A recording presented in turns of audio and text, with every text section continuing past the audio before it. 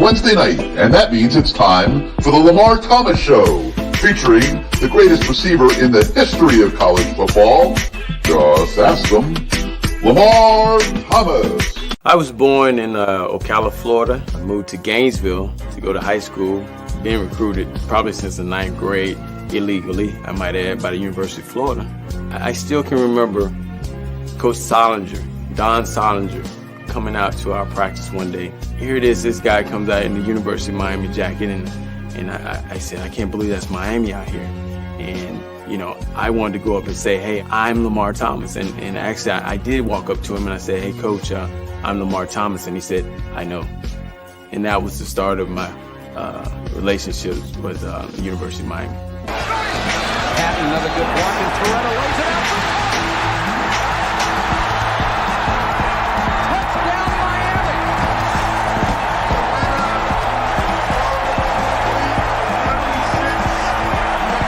Miami! You come down here, you'll be on TV every weekend, dominating. I thought about it. I said, man, where do I sign?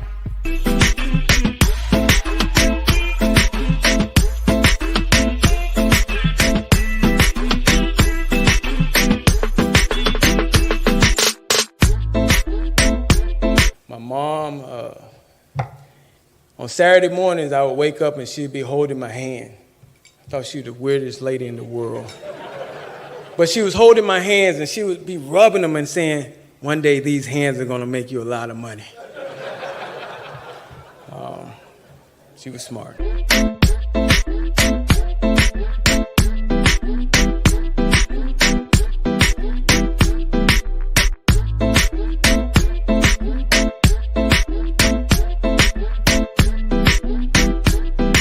So now, here he is, the great one, along with co-host Gary Ferman of CaneSport.com, Lamar Thomas.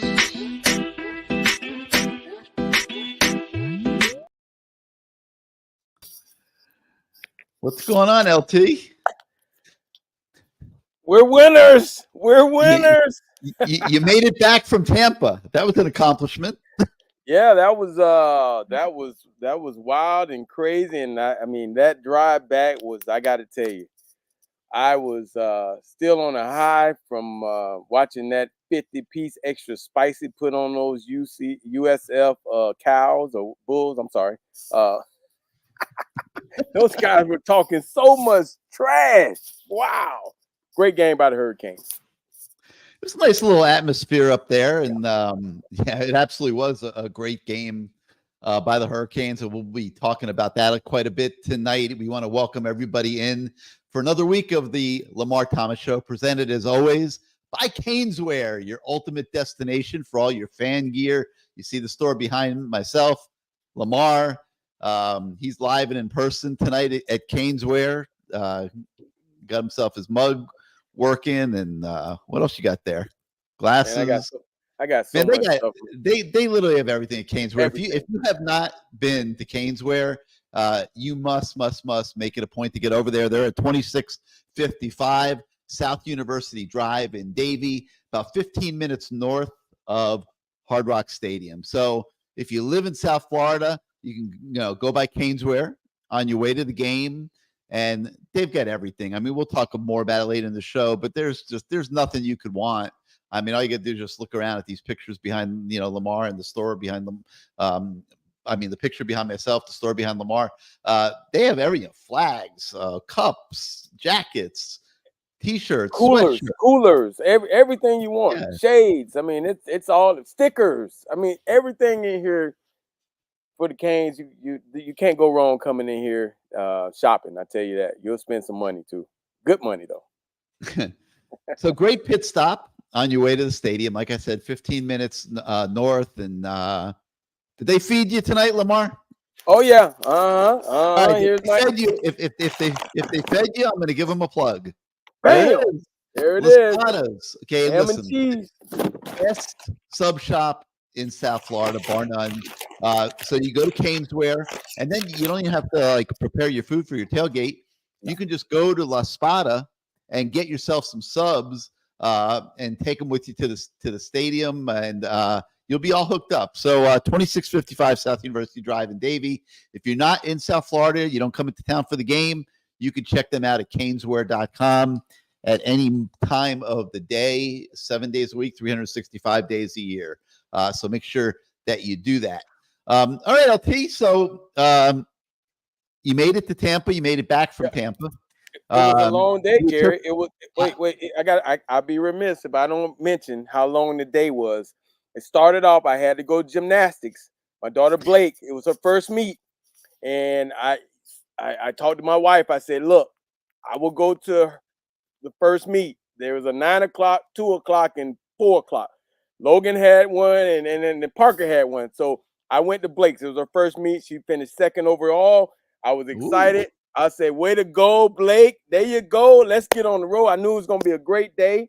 And, man, the Hurricanes didn't disappoint. Let me tell you. It was a great atmosphere, like you said, except for the crap talking of the USF Bulls or Cal Bulls or what. I don't even know what they are. But they talk crap from the time I left the car into the stadium. The first half, they talk noise. And then the second half, I don't know where the hell they went. Well, I see in myself, we took your advice. I see went to the IMG football game over there in Bradenton. So we kept him away from Dale Mabry. And I went to Burns and had dinner at Burns with a bunch of Canes fans, man. We had so many Canes fans in the bar over there at Burns on Friday night, and it was a lot of fun and got to see, a bunch of people. Question for you, Garrett. Do you still have to wear a blazer in Burns? No. Okay. Yeah. It used to. You used to have to wear a blazer in there, and it was. Yeah. Okay. I mean, they don't. I don't think they'd let you in shorts, but Burns is still great, and it was fun getting back there. We don't get to Tampa too often anymore. So stayed away from Dale Mabry.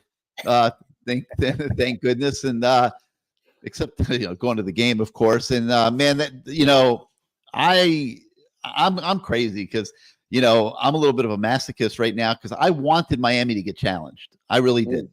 I'm tired of the blowout, easy games. I don't think that's I think we talked about it on last week's show. It's not getting us ready for anything.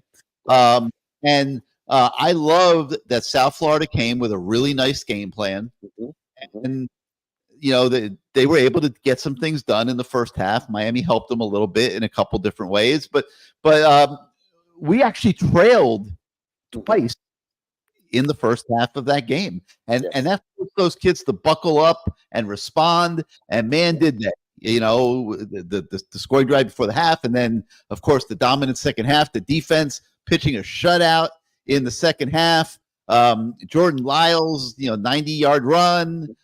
There was just so much to feel good about leaving Tampa. But let's start with my first point.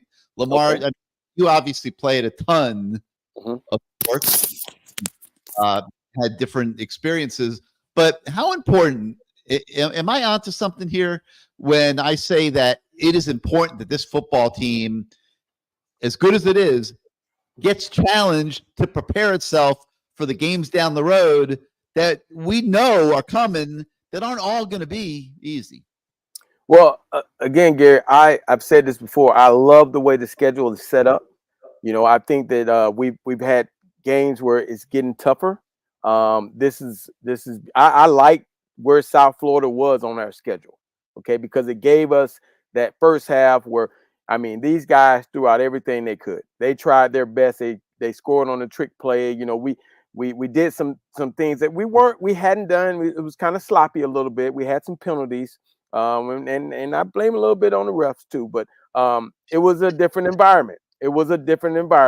And these guys, once they went in at halftime, that field goal being missed at right before half, I think was the nail in the coffin. Whatever little momentum they had, once they went in at halftime and the fiery speeches were given, and those guys came out the second half and they put that foot down. But I love the way this schedule is set up, and you're on to something, Gary, because if it doesn't get tougher, we won't be able to, if we make it that far, which we should, we won't be able to handle the bigger teams, the better teams. But I love the way the schedule is set up. As it goes along, it is going to get tougher, and injuries and things happen from each team, and I think that's where our depth will show. Years before, we were very, very worried if a starter got hurt, but we got positions that are 2, 3, 4 deep, and guys are playing well. The guy behind you put a freshman in. He's getting, he's doing this deal, putting the pressure on those guys that are starting. So I love that these guys have gotten some playing time. We were able to go into USF into Tampa and pull out a victory, running away from them.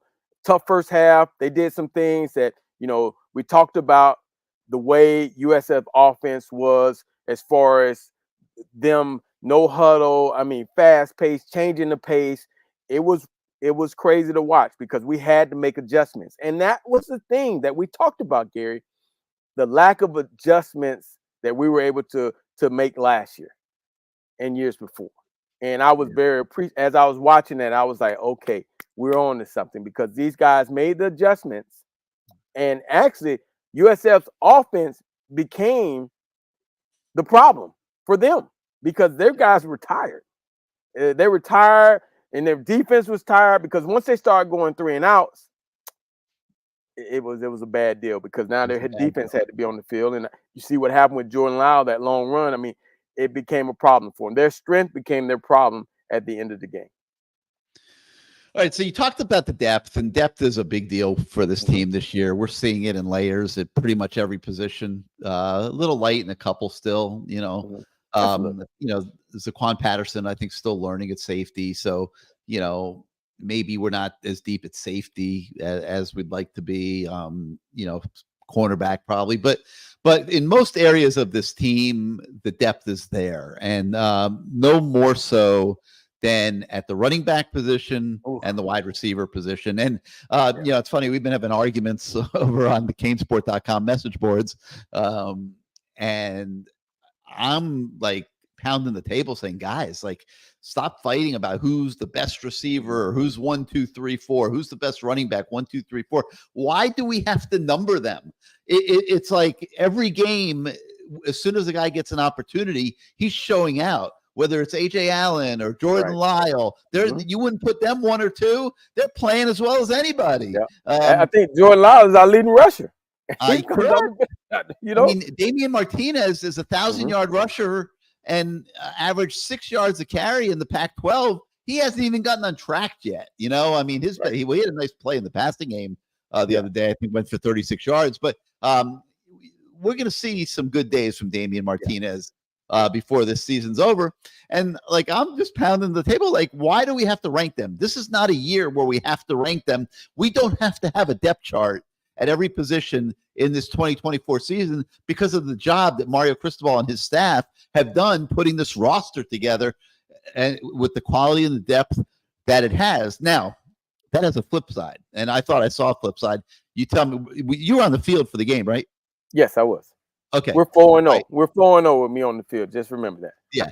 So, this is what I thought I saw, and I never got around to asking about it because of everything that went on in the game. But I saw Miami come out of the tunnel, and I saw Mark Fletcher do a sharp right and go in front of the South Florida players and bench and was doing, old school Miami level taunting. Okay. And then he had a penalty in the first quarter, and I'm not sure he touched the field after that.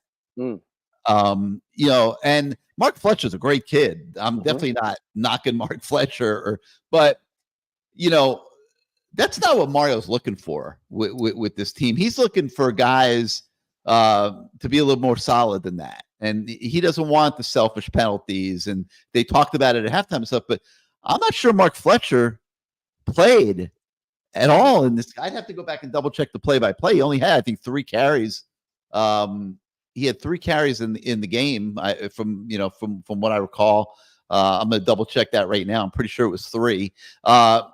And other guys, he had 3 carries for 5 yards in that game the other day. And Damian Martinez got 11, had 34 yards. A.J. Allen got 3 for 9. And Jordan Lau got 6 for 104 because of the 91-yard run. But when you have depth like this, you don't have a margin to do things that are going to get under the coach's skin. You don't have a margin for personal foul penalties and things like that. And because there's other guys that deserve to play. I mean, who deserves to play more than A.J. Allen? I mean, coming off of the Ball State game, I mean, he absolutely deserved to be out there. And he's barely getting the play. He only had 3 carries in the game. They only rushed the ball. If you take Cam Ward's 5 out of the table, they only had 24 running plays in that game the other day. To go with 34 passing plays, they only had 68 plays in the game. That's not a lot. And there's a lot of guys that need footballs that aren't getting them. LT. So go ahead. I think for a lot of these guys, and we talked about this on the previous shows, as far as that coaching staff and everybody that Mario has in that building has to do a good job, a great job of keeping those guys, the guys that are on the end of the bench, the guys that think they should be playing, got to keep them happy. So it's not just coaching.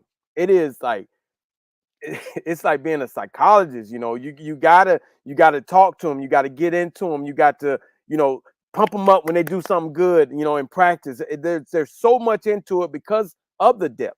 But at the same time, that depth, man, is so lovely to have because, like you said, if a guy does something out of character, he gets a little caught up in the game. Let's say, for example, number 3, last year. That he couldn't do that this year. Because they're guys that Mario and Beard and all those guys could say, hey, sit down, let these other guys go in. And so that's the beautiful thing about building the depth that they have, that guys can, hopefully play within the scheme, do things right, because they know that if they don't, there's a penalty you have to pay. There's repercussions for stuff. Before, when you don't have that depth, you kind of hold the coaches hostage. And we've seen that over the last couple of years, those guys that have won, hey, what are you going to do? But now, especially at the wide receiver, the running back, I mean, hell, you got tight ends now. The D-line, the rotation is crazy. These are positions where it's fun to watch guys get in there and still do their thing, guys you never heard of, and you're like, okay, there's another bullet in the chamber. So I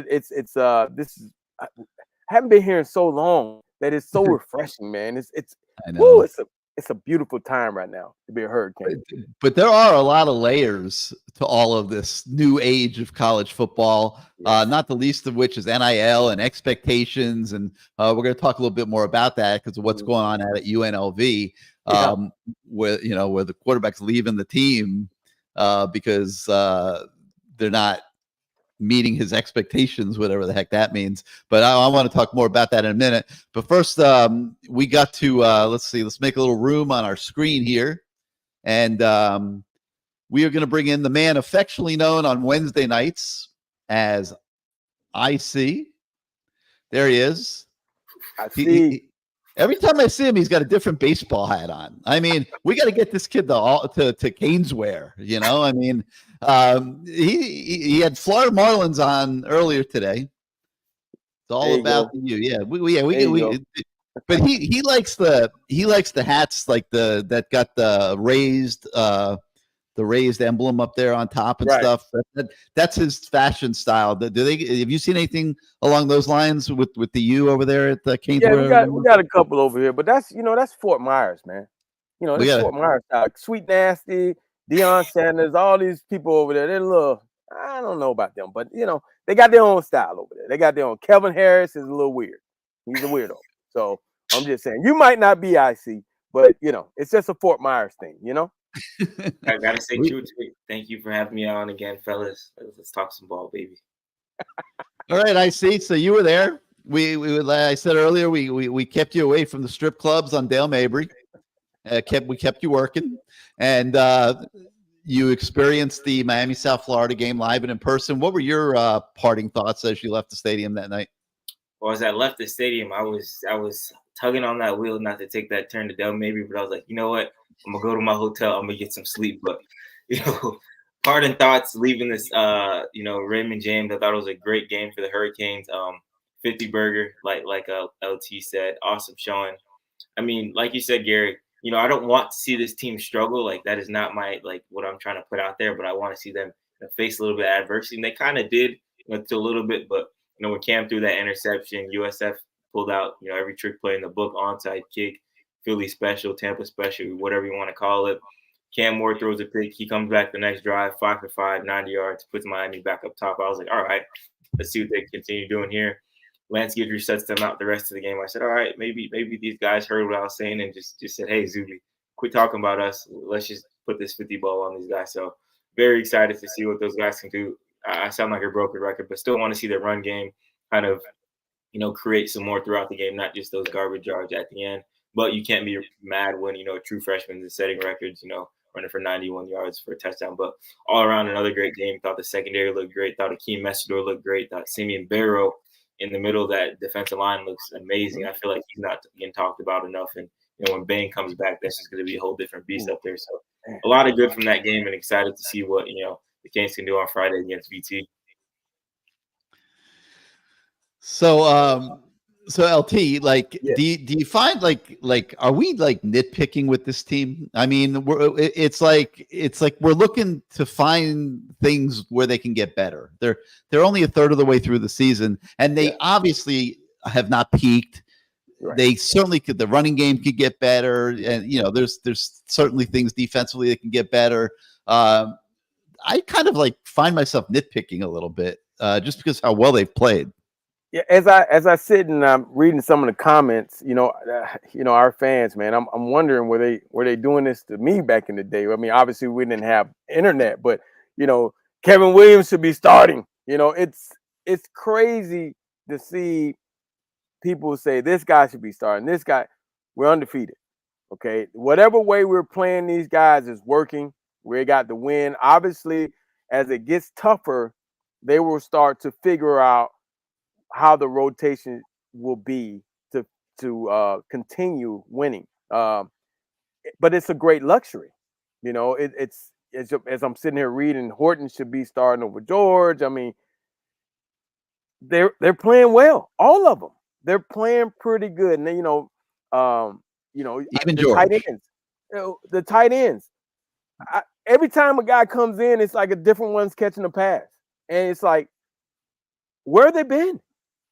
Where were they the last 4 or 5 years? We didn't even know we had them on the roster. And now it's like one guy catches, another guy catches, guy throws a hell of a block. I mean, and then on the defensive line, like you talked about, all those guys, it's hard to give credit to everybody because half of them, I don't even know until they get a sack or a big play. Like, dang, where'd he come from? And they're playing well. They're truly playing well. And again, I love the way the schedule has been set up where now we go into a tougher opponent, a little bit tougher than USF. And I think the schedule is going to continue to get tougher and it will bode well for us if we're able to go on to extended play, put it that way. All right, so there's two hot buttons along the lines of what you're talking about. Okay, there's Sam Brown and Damian Martinez, the two newcomers, the guys that didn't even participate in spring practice, that showed up here in the summertime to be part of this team and clearly have not hit their stride yet. Right. Okay, but both are proven commodities in college football. Damian Martinez was a 6.1 yard attempt guy out at Oregon State. Okay, they brought him here and to be a big part of this team. And Lamar, this is where it gets tricky. And like you said, to me, this might be Mario's biggest job this year because Damian Martinez comes here. And he's expecting to be the dude. Like he had I forget what the exact number was, but wait, I'll tell you. I actually have it here. 1,185 yards last year. Okay, had 9 touchdowns, averaged 6.1 yards a carry at Oregon State. He's coming here to have 1,000-yard season at Miami and showcase himself to the National Football League. And, it has not played out as easy as it was expected to. And, we're a third of the way through the season here, and he's averaging, I think, 4 yards a carry. So, there's a lot of different layers to that, LT, and we're seeing a little bit, in a certain way because of NIL coming into play at UNLV today, with their quarterback. His name's Matthew Shuka, and I think it's Shuka. Yeah, and Sluka. USC just had a player do the same thing like 5 minutes ago. Oh yeah, like now we're seeing guys like trying to renegotiate their deals in the middle of a season. From a financial that's a financial standpoint. What about from a playing time standpoint? Okay. What about the guys that came to to universities, and it's not just Miami. There's many others out there that came with the expectation of being the man, performing at a certain level and getting a certain number of reps. Well, now, I mean, you can't make the argument. I mean, I know Damian Martinez is a good player, and he's going to have his turn without question, Lamar. We've already seen Shannon Dawson the last 2 weeks. I mean, he's increasing his reps. He had more carries than anybody in the game the other night, and he also was featured more in the Ball State game. Shannon's trying to get him going. But, the thing I'm getting at is how big of a factor do you think that element of it is for the players that, came to schools through the portal with an expectation and maybe found it to be a little bit more competitive than they expected? Well, again, when I would think that when you're bringing these guys in, obviously you're saying we're a little not, I don't want to say good, but we need you, okay? And so they're coming here under the expectation that they're needed. Well, they didn't know that guys were here that are like, hey, I've been waiting my chance and I'm going to turn it up. And that's happened. I mean, you look at the wide receiver position.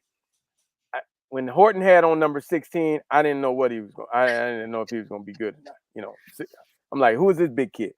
But he put on that number 2, and he's turned into another person. And you look at, he knew Fletcher was here, but he didn't know Lyles was coming. I mean, Lyles. I mean, look, and AJ. I mean, this is, it's a good thing. It is truly a good thing. And I like the fact that they have so many running backs, because what that does, it gives you a change of pace. And I could tell you this, if Martinez is in there in the beginning, he's a grind out runner. He's going to pick his hole. He's going to, when he gets about 3-4 yards, he's going to lean forward and punish somebody. Okay? Punish. Then you bring in Mark Fletcher. He's doing the same thing, okay? Then you bring in these smaller, faster guys, and it's a change of pace. Now, you figure out what's the best scenario for the second half. Guys are going to make business decisions. In the fourth quarter, you're getting blown out. Who wants to tackle Martinez? Who wants to tackle Fletcher? And when they mess around and say, okay, I'm just going to stay back, then they get run by Lyles and AJ. So it is a good mix of running backs that they have. You have to keep them happy, obviously. But if he sells it as it's a long season, that is the way to go. Because I think in every game, there's going to be a guy that's going to be needed. Might need a fast guy. You might need a power guy. And you got 2 of them on each side. So it's going to be a good thing. But you got to keep them happy, like you said. Yeah, well, when they went and got Martinez, Fletcher's coming off injury. You don't know what's going to happen there. Lyle, like you said, was a true freshman.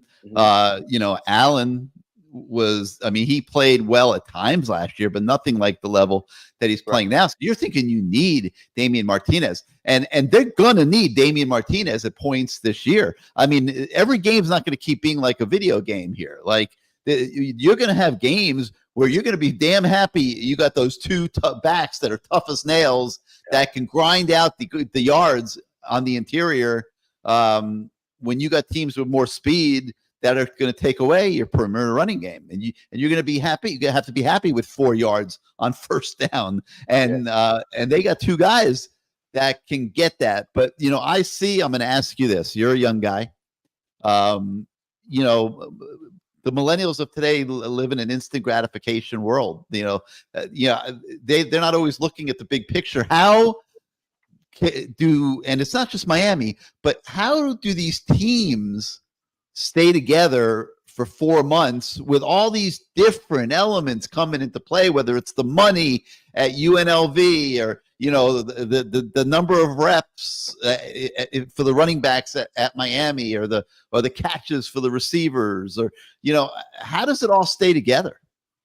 I think this goes back to just the type of guy you're recruiting. Honestly, in the recruiting process, when you're evaluating these guys, obviously you want talented football players on the field. But, when a kid, takes off the chin strap, he takes off the helmet, who is he, underneath those pads? You see a kid that's always, oh, I want the ball, or you see him not get the ball, he's throwing his hands up, and just little things like that. And I feel like you said, in this day and age, a lot of guys are, me, instead of we, or I start to feel like I'm speaking French, saying we. Yeah, I was about to say, you speaking French, no? But no, like I said, it goes back to the guys recruiting. And then kind of the perfect example, I spoke with Clinton Portis' son, Camden Portis, the other day, and he was just talking about, him being recruited by Miami and how they're telling him to come in and compete with some dogs and get better.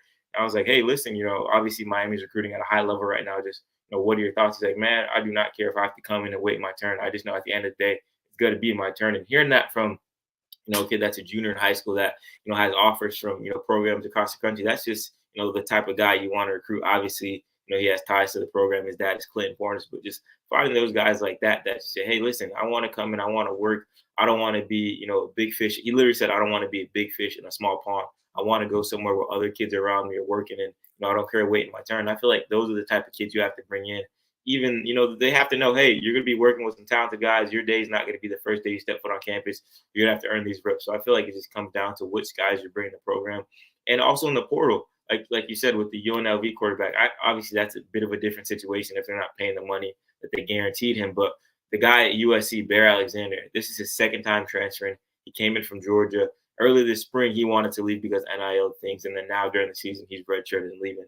I don't know the guy personally. I don't know any of his story, but that's, I feel like, not the type of guy you want that's consistently, saying, hey, I want more money, or hey, this isn't right for me. I'm just jumping ship right when things go south. So I just think it goes back to the end of the day of kind of that base that, hey, who are you as a person outside of football when it comes to building a roster? Hey, Gary, I can tell you this. You think about their receivers, okay? Not all of them weren't 4 5 stars. Mm-hmm. These guys developed. Now you change your focus, and now you're trying to bring in 5-star guys. That could be, that's what scares me, because these guys that you have, I don't know if any of them were 5-star guys, but now you're going after 5-star guys, and do you continue to go after guys you see that can play and want to be there? Yes. Sometimes those 5-star guys, as great as they look, it can mess up your chemistry of hard workers, or you bring them in and maybe they might even work harder. I don't know, but your recruiting changes. I mean, you think about this. Beard right now, the Hurricanes have one of the top receiving corps in the country, right? So they're going to be recruiting the top guys in the country. Yes. Okay. They're going to recruit the top guys in the country. Now, how does that work? Because if you bring in the wrong guy, he's going to be just like the guy you mentioned from USC. He's going to be like, hey, man, this ain't what I bargained for. I'm out. Or I'm causing dissension on. He's a locker room lawyer. He's messing it up. And like one Santino said, high character team first. You got to be able to figure it out and bring in guys that want to be here and want to be for, at least a couple years and cut their teeth, because the depth is going to be there, and you got to get your chance. When you get your chance, you got to make it happen. Well, how about when the 5-star ends up being a 3-star? I don't want to, I'm not singling him out. Let me say this right now. I'm not singling him out, but he's a great example. Samson Okinola, the offensive lineman, 5-star coming out of high school. Now he's in his second year. He's starting to get some playing time.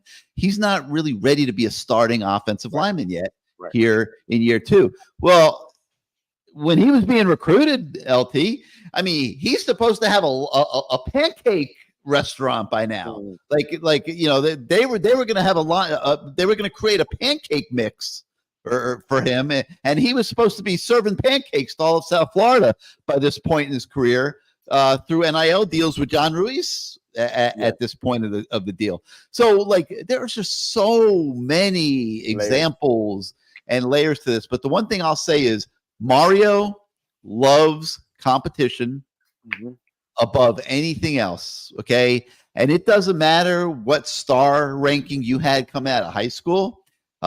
He wants to put you in competition with the best players that he can find anywhere, anytime, any place. And he's doing that, particularly at receiver and running back this year, without question. And, you know, IC will back me up on this. You know, we were hearing a lot of chatter, I'd say mid to late summer and then early fall, that Isaiah Horton was not very happy that they went out and got Sam Brown. And, you know, I was even hearing so much as that, you know, that he was going to be out of here at some point and go to Oklahoma. That he was that upset. But to his credit, he didn't do that. He went to work, LT. And, you know, he, like you said, he went from the kid that you didn't even notice last year in the number 16 jersey to putting on number 2 and becoming Superman. You know, to the point where, you know, all the fans are arguing that he's the best receiver on the team now. And they don't give a damn about Sam Brown not meeting his expectations or whatever, or Jacoby George, you know, his ups and downs or whatever. They're done with all that. They want to see Horton on the field every single play. I tell you, man, I gotta be honest. He did something on Saturday that, you know, I was like, whoa, you know, there was when I was in college, when guys were on the sideline, like the Brian Blades or the Michael Irvins or the Eddie Browns, even Nat Moore, you know, I ask them questions because these are guys that have been there, who've done it and done it at the high level. I ask them questions. I literally ask questions. When Clifton Abraham playing that game against Florida State, I asked Nat Moore a couple questions about the guy. He was strong. He was getting up under me. What should I do? Him and Eddie Brown, they gave me some pointers, went out there and scored that game-winning touchdown. You know, how about Isaiah Horton? I'm standing on the side. I was outside the box watching the game. All of a sudden, he tapped me on the shoulder and said, hey, guy jumps outside. What do I do? And I told him what to do. I said, hey, you rip, you get back outside to stay away from the safety, keep him on your back. You're a big guy. He can't outrun you. You know, he listened. These are guys asking for questions. Restrepo, he will always ask questions. But it's getting back to the old days where these kids or, you know, some of these guys are like, hey, I just want to be the best I can be. I want to help this team. And it's very refreshing to see because we've been there for years where, you know, guys are just on their own page. You know, you watch them at practice. They ain't staying out to practice. They don't really care. We're not winning all the games. And so, you know, they're holding the coaches hostage, but this team is different right now. And I give credit to Mario and his staff for the work they've done, not just on the practice field, but being able to talk to these kids and keep them with the right frame of mind, because it's a long season. And now that money's involved, we see what's happening with other programs. Guys are going to be upset. And, you know, they've done a good job so far. All right. So sometimes you just need a break. You need a breakthrough moment. Okay. Yeah. Sam Brown gets that.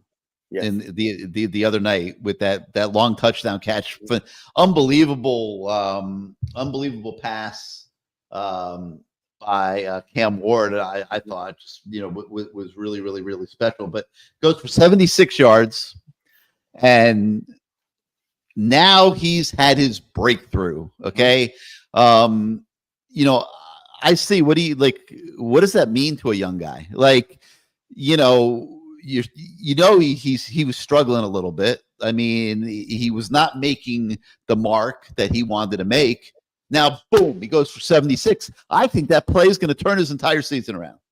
Yeah, I feel like sometimes those little things are overlooked like that. And, you know, when I used to play sports in high school, obviously not at, you know, high D1 levels like that. But, you know, if I was in a slump, the quickest thing that would get me out of a slump is a big play or scoring a goal or something like that, just to get that confidence back, just to visualize like, hey, I can actually do this. Obviously, we've seen him have his little struggles of dropping a pass here and there, but just getting yourself back in that groove, hitting a big time touchdown like that on the road in front of a hostile environment, that just gives confidence to yourself, and that gives confidence to your quarterback to count on you. Obviously, Sam, like I said, had his little struggles here and there, nothing crazy, but that gives Cam's confidence. Hey, I can go up to this guy in a deep ball. Or, hey, this is a guy I can trust. I'm not going to think twice before firing the ball off to him. So I feel like that is huge, and that's something that gets overlooked. And I was super happy to see Sam Brown kind of get that big touchdown. And I feel like that when he went to the sideline, everybody cheering him up, everybody clapping up for him. That's absolutely huge for him. And I feel like he can continue to build off of that big touchdown and continue to make big plays like that. And, like we said, with Damian Martinez and all these other guys, right now they may not be, doing all that we expected, but at some point during the season, God forbid something happens to, one of the wide receivers or one of the running backs, these guys are going to be thrust in that role, say, hey, you have to do this. There's no more, behind you right now. It's your time to go. So getting that touchdown for Sam Brown, I think that meant the world to him and the whole team. I actually saw him smile. And I ain't seen that since the whole time I've known the kid, but he smiled. So, I mean, hopefully, he looked good today at practice, good spirits. They're doing a good job, man. I don't mind going down there. It's just a different environment that it has been over the years.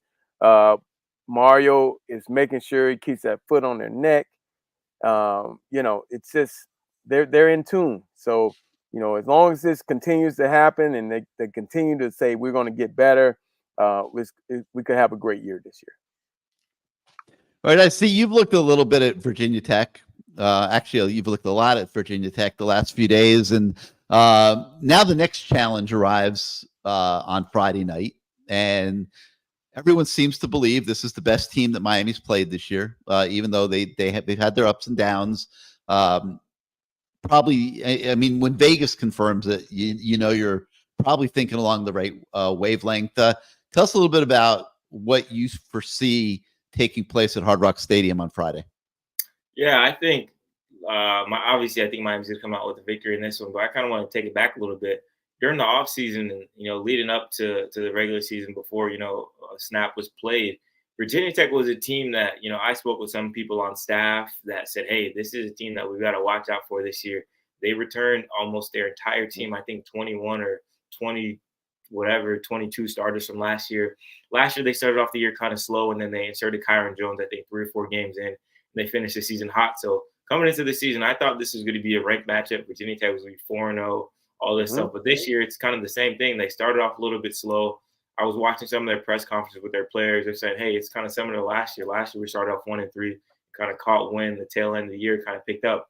I'm not saying that same exact thing is going to happen. But just watching the team, it's like the game that they're losing to Virginia, to Rutgers, they lose by 1. They have a freak, safety where Kyron Jones slips and throws the ball at the back of the end zone. That's 2 points right there. That Virginia Tech game could have gone that way either. I'm not saying like, oh, this is a team that, is going to give Miami the biggest test of the year, but this isn't a team. I feel like they're better than that 2-2 record. I think at least they should be 3-1. Kyron Jones, 20 touchdowns, 3 interceptions last year, almost threw for 3,000 passing yards last year, almost rushed for 1,000. He's a very good quarterback. He trains, like we all know, with Cam Ward and that QB coach that also trains Doris Sanders. So he's going against or competing with 2 of the best quarterbacks in college football. So he can make plays. They have a good defensive line. That number, I forgot his number. They have Peoples, and I think it's the other guy's name is. Let me look at my notes. Ryland. Yep. He leads the nation in sacks, and he kind of he's lined up on both sides, of the defensive line, and obviously against Francis Mount, I'm not picking any defender over him, but with Markel Bell, I think that's going to be a real test if he's lined up over there. And you have the guy that's leading the nation in sacks, just charging full on you. Obviously, he's looked better and better, throughout his 2 or 3 games starting. But I feel like that's going to be, thing that, all right, this is a matchup I'm really, really looking forward to. In the secondary, they're not bad at all. They have, like I said, a lot of veteran guys.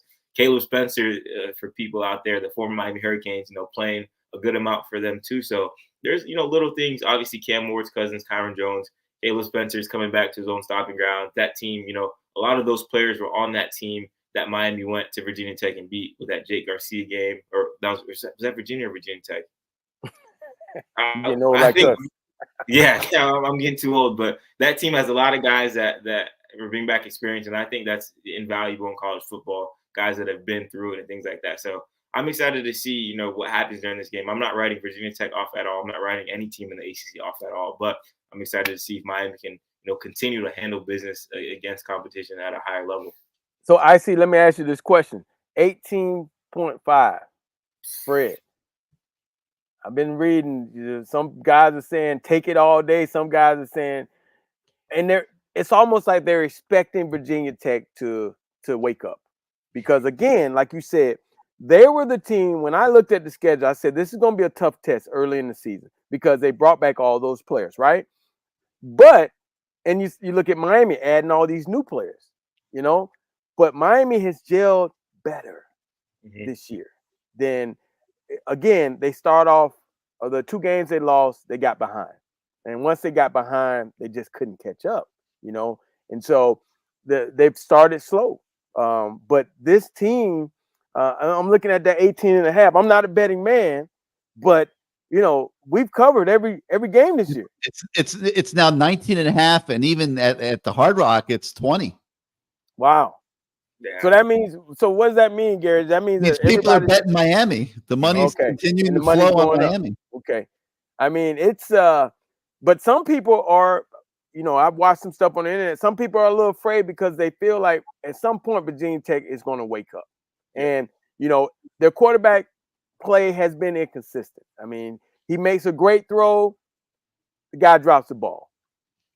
He makes a bad throw, the guy's wide open. So it's been very inconsistent. They've given up sacks. They can't.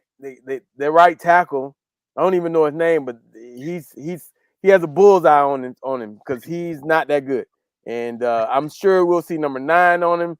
And I wish Bain could come off. We'll save Bain, but those guys are going to be licking their chops at their offensive line. They're just not playing well this year as far as. They just get behind and Rutgers just ran it down the throat and threw the ball. I mean, it hadn't been well. So I think what people are thinking is that at some point they're going to wake up and be the team and give us a good game. So, I mean, but we've covered all year long. So I'm not a betting man, and I don't know what to tell y'all that's out there that's betting.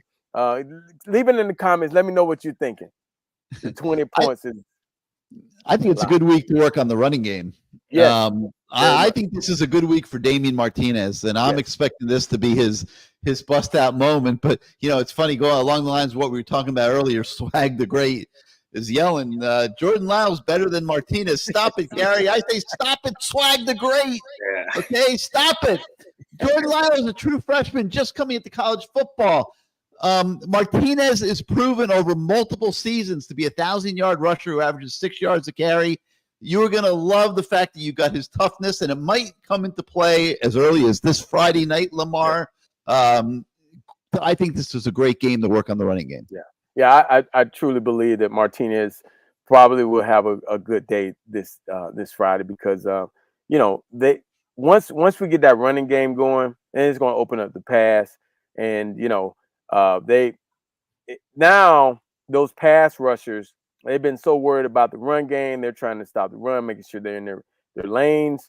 And all of a sudden we're hitting them on big time play action passes. So again, I think they have 1 or 2 good DBs. We got 4 guys, 4 receivers, a tight end, running backs that catch the ball out the backfield, quarterback that can move around the pocket. It could be some big plays happening in the game. And that's where Virginia Tech has been getting killed all year. The play action passes. Yeah, no doubt. Lamar, we've been somewhat one-dimensional on offense. And I'm talking about maybe getting the running game going. But how important, like when you have a guy like Cam Ward who's playing as well as he's playing, and let's face it, he's the top guy right now for the Heisman. He's going to want to keep that going, and the coaches are going to want to keep that going too. I mean, if you can have the Heisman Trophy winner on your team, that's a huge thing for your program looking forward. So, how important do you think it is to be balanced? Well, it's very important to have balance. I think right now they're like 55, 45 or something like that as far as pass run. I think they want to get it a little bit more balanced. the problem is it goes way back to, I always tell people about the Heisman Trophy. When you give the Heisman Trophy out before the national championship game, if the guy wins it and he's in the national championship game, you got to show his worth, right? He has to throw the ball, and the other team knows it. You got to say why this guy wins. He's not going to be the Heisman Trophy when they're handing it off, correct? And so this is it's always been a weird dynamic with this Heisman Trophy thing, because you're trying to accentuate, and show off what he can do, but at the same time you got to get wins, because a loss hurts you more than anything, So it's just one of those weird scenarios where you want to see him hand the ball off, you want us to have a running game, but you also want to see him get some stats too. But on the flip side of that, if you go undefeated and you win a national championship, it helps also. So if the running game is working, and let's say he takes a couple games off where we're running the ball effectively, I think as long as we're winning the games and he's not, throwing interceptions, he still can win it by handing it off. I really believe as long as we're winning and we're moving the ball and we're still putting up points, I think he can.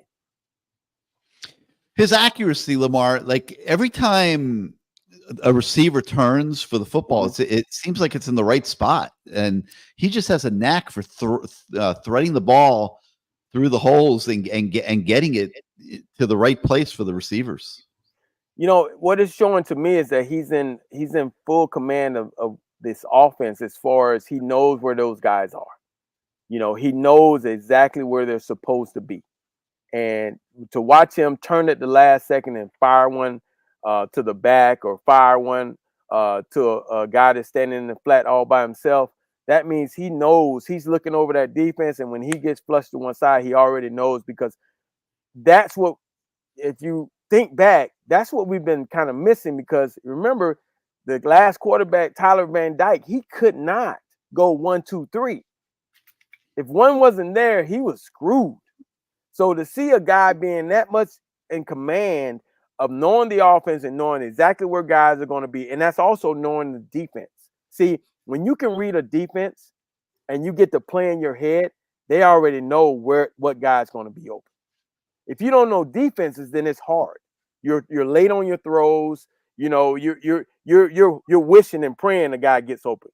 But when a guy is in control and he knows the defense and he's telling you where the secondary where, hey, you should be over there. That disguise ain't working.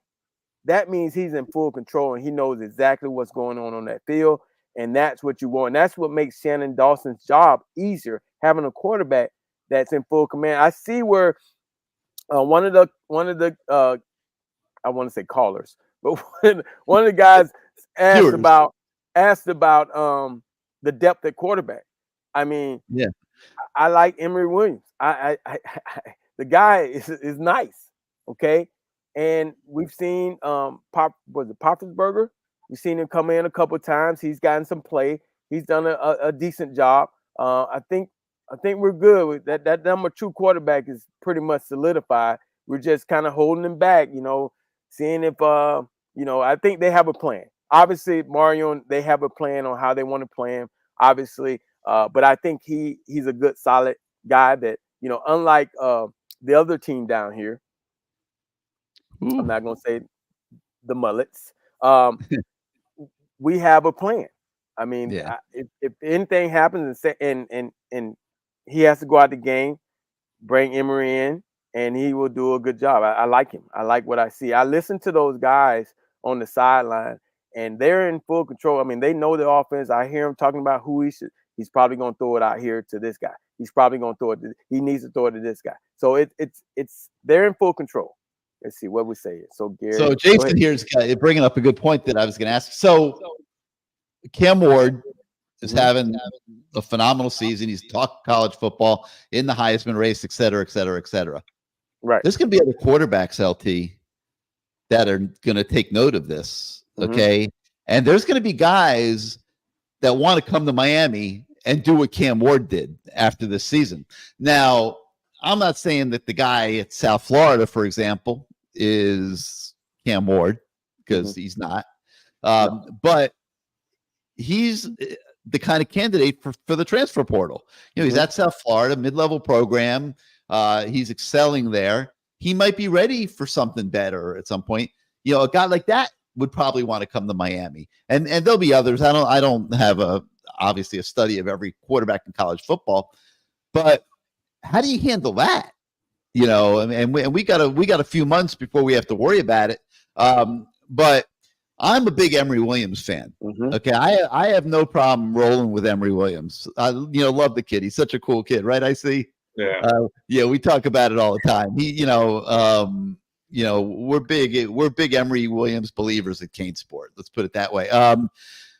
But he has minimal experience. And it's going to be a big decision for the coaches going into next season, where you're looking to build off what. And we don't know where the season's going to end yet, but no matter what, you're going to want to build off it. They're going to have a tough decision to make if quarterbacks want to come. And you got Reese and you got Emory here, and Reese is going to be antsy because he came here to be the guy. And he, to his credit, he stayed. He's getting paid to stay, but he stayed. He didn't bail when they went into Cam Ward. But you're going to have a lot of stuff going on at quarterback as this year comes to a close. Well, obviously, I'm not the head coach. That's Mario's decision on that, and the coordinator. But I think they feel like they're going to be in pretty good hands with Emory. To bring in a good quality backup, someone similar to Emory that he can, continue to learn and get better. I mean, you might be able to bring in a younger guy. Not too many older guys are going to come because they see that Emory's here. And what year will Emory be? Well, he'll have 3 to play. He'll be a redshirt sophomore. So you might get some younger guys that are pretty good, and we can home in on them and maybe have them for a year or two, and then, who knows, if Emory does well, then they might do the same thing. Say, oh, well, it's my turn. See, the great scenario is like what you got going on in Texas, where yours is there, and then you bring in Manning. I mean, he's just saying, I'm just waiting my turn. Yeah, I give him credit for waiting his turn because that guy can flat play. But then again, when your people got money, you can wait. That's the problem. When your people got money, you can wait around. He ain't in no rush. He got money. Hell, his people got money, so he can chill out. This is just bonus money.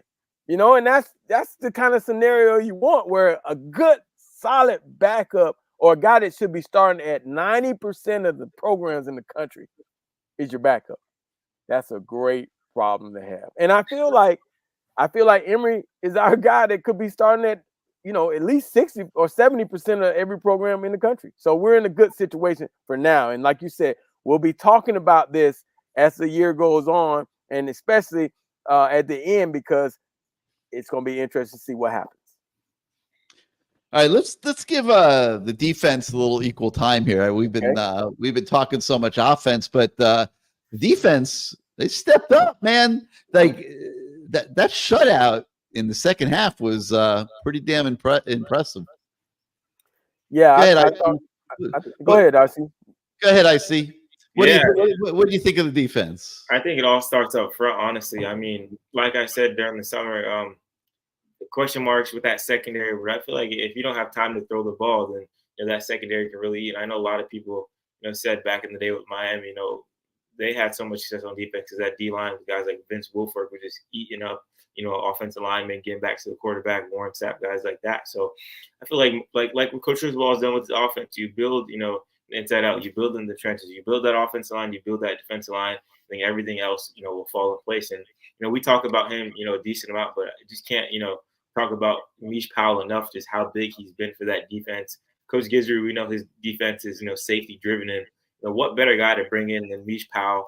Was at Washington, played in a national championship, has one more year of eligibility. You bring him in and pair him with a guy like Jaden Harris that, played a little bit last year, but not, to the point where we said, hey, this is our guy at safety. We're locking him at safety. I feel like that duo is not getting talked about enough. he had that, Mishpa had that big interception, was going crazy on the sideline, doing all those dances, all that stuff like that. That was fun to see. And then, just the linebackers, Kiko Mauano, a guy that obviously we know a lot about him, but I feel like he doesn't get talked about enough across the country. He is, I think, one of the most sound linebackers. Every time you look up, he's coming up. You see that number one coming up from the pile. So I feel like that defense is, done more than enough. Another great year stopping the run. Last year, I think they were top 10 or top 11 after that Rutgers game kind of messed things up. But I'm super, super pleased with this defense. Like I said, I'm not trying to say I want to see them get tested and, a team put up 40 against them, but I really do want to see, how they compete with a high-level offense that's really, really good at attack them, push the ball downfield. Because I feel like we haven't really seen that. In the Florida game, their passing game struggled. USF's not a real big passing team. I kind of want to see how they handle a team that's going to say, hey, we got guys on the outside. Let's put them against your guys and see who wins at the end of the day. But I've been very pleased with that defense overall. I can tell you this, Gary. I can tell you this. Yeah. I know a guy that had to get in one of those hyperbaric chambers probably after the game was Porter Jr. because he had a tough task, man. He was chasing that little guy around the whole game, and I mean, even the little guy tapped out 38. He said, "Oh man, I got to go to the sideline." I mean, that was a tough assignment, and you could say, "Oh, the guy's not fast," but he was very crafty, and they ran plays where, and to the person that really doesn't know football, they say, "Man, he caught a bunch of passes on him." Man, he had to run through a bunch of layers. They had blockers for those screen passes, and they were banging people out there. I mean, he did a solid job for what, the guy caught a couple passes. I mean, that's what happens when they feature this guy. He's not the fastest guy. He looks like Rudy out there, but man, he is I watched him the whole time, and he's very crafty. They had some good stuff set up for him. And they made sure that they got the ball out quick. And, the quarterback didn't have to worry about his, because he wasn't that consistent either. He's kind of like the guy we're about to face. But they threw a lot of quick passes, and you got to give Darryl Porter and that secondary credit for what they were able to do, because they also had some guys out there that were very fast. And what they were able to do, a lot of deep balls, they were able to stay with those guys, make plays. And, they played a good, solid game in that secondary. Somebody could say, oh, well, the guy caught a lot of passes. Well, that's what he's going to do, because anytime you're throwing the ball to a guy like 15, 20 times, he's going to catch a bunch of them, especially when they're behind the line of scrimmage. Yeah, and especially in a well-designed offense like what South Florida runs. I don't know how great of a head coach he is, but he's a hell of an offensive coordinator, which is why he became a head coach in the first place. But I think IC nailed it when he mentioned Mish Powell. I had a chance to talk to some NFL people in the last week, and they're nuts about Mish Powell. Like he's like really solidifying himself as a guy that's going to play in the National Football League. Just always is doing the right thing. I mean, like, we made a big deal a year ago about Cam Kinchens and James Williams as our safeties. I'll go out on the limb. I think our safeties this year are better than Cam Kinchens and James Williams. They're much more solid and steady. Cam used to gamble and make a big play here or there, but Gary, you got to understand that was hard for Cam. When your name is up in the rafters at the school as an All-American, and you got to live up to it, he gambled because he was trying. And now he's not. He's just playing his game. That was the Cam Kitchens that we see on Sundays now, that from the year before. But last year he was just trying to do too much because his name is up in. That's a lot of pressure, man. That's a lot of pressure. Crazy. I agree. That was crazy. And then the other guy that they are talking to me a lot about was Mesidor, and Mesidor is a guy that we're not even like thinking about. He's been forced to go inside and do all the dirty work, and it was Simeon Barrow that was popping, to the naked eye at South Florida. But the scouts say Mesidor has been so disruptive on the inside that he is a big part of the reason why those guys on the outside, particularly Barron, are thriving the way they are. So he's helping himself. I still think that he will benefit from coming back for one more year. That's me personally, but we'll see what happens there. Guess it But probably depends on our wallets. yeah, well, yeah, there's going to be a lot of decisions that have to be made in that regard at the end of the year. No doubt about it. But those guys are really helping themselves. Then the other guy on the other side of the ball is Arroyo, and it's not that he's catching 100 balls. He's not. But it's the way he's running around out there and the skill set that he's showing that they're translating to the next level. And, they are very excited about Arroyo. Obviously, Cam Ward is being talked about now as a potential top 10 pick in the NFL draft after coming to Miami because he couldn't get past the 4th or 5th round. That's right. It's pretty amazing. But like these guys are all benefiting from the quality of this team this year, and that's why I hope they stay together, because the guys that aren't benefiting yet, I think will benefit, Lamar. Yeah, I mean, there's some guys that are on that roster. Obviously, guys are getting in, but their stock will go high once you give away that money to those guys that are playing now. There's going to be money left, and we got a good thing going. As far as the money. So I'm looking forward to how this is going to all shake down. I mean, this is going to be a great year, an interesting year, especially towards the end when we start talking ACC championship or championship game. And then even if we're talking playoffs, because now you're also talking, how about the money for next year? Who's going to get paid? Who's going to stay? I mean, this is like uncharted water. It's uncharted water for, we've been trying to get back to relevancy and now we get back and we're getting back. And then at the end of the season, we'll be talking about who we're going to lose and who we're going to keep. I mean, it's a little nuts, but I'm enjoying every minute of it. Yeah. Well, my man Boyo in Hamburg. Hamburg's I've always heard good things about Hamburg. I wonder if he's really in Hamburg, Germany, but, he thinks the NIL deal should be way more performance based, and I got news for you, Boyo. They are, and they're going to be even more so than they've been in the past, because like after the game, Lamar, I'm watching the guys that are putting up all the money. They come to the games now. They make sure what if you're putting up all that money, you might as well go to the game and get some pleasure for your cash that you're giving away, right?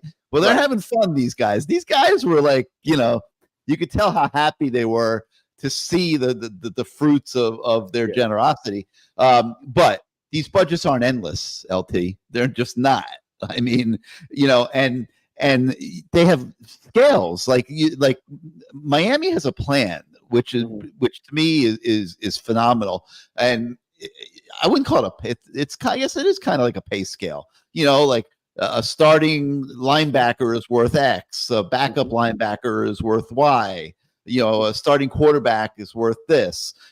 We may have to reach a little bit to go get Cam Ward, but next year Emory's not going to be commanding Cam Ward dollars. So now we have that extra money that we had to use in the budget there.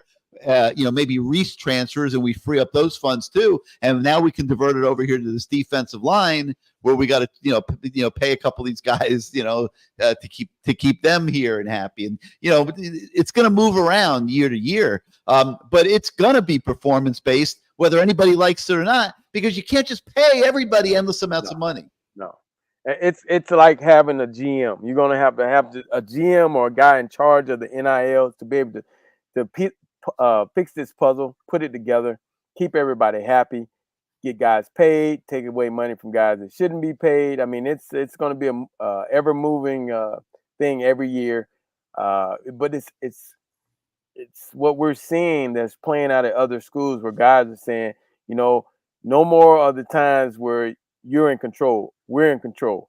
If you don't give me the money that you promised me, I'm just going to shut it down. And it's a weird time.